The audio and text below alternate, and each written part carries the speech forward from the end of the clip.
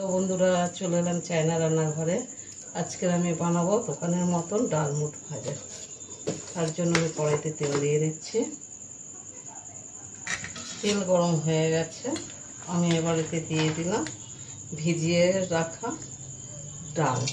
ভিজিয়ে শুকনো করে রেখে দিয়েছিলাম। ডালমুট ভাজা হয়ে গেছে, দেখো ঠিক এইভাবে ভাজা হবে।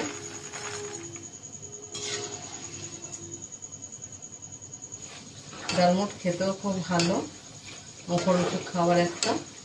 বাদাম ভাজা হয়ে গেছে, আমি তুলে নিচ্ছি।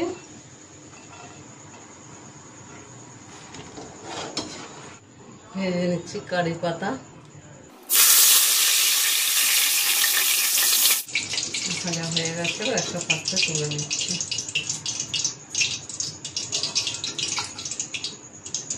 আমি একটু হালকা ভেজে নিচ্ছি দারচিনি, এলাচ, একটু শুকনো লঙ্কা আর সাদা জিরে।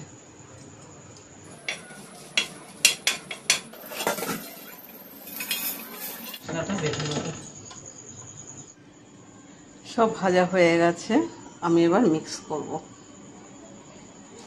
প্রথমে কারি পাতা গুঁড়ো করে দিয়ে দিচ্ছি। এবার দিয়ে দিচ্ছি বেটে রাখা মশলা, ভাজা মশলা। দিয়ে দিচ্ছি বিট নুন, ভালো করে মেখে নিচ্ছি। ভালো করে মিক্স করা হয়ে গেছে।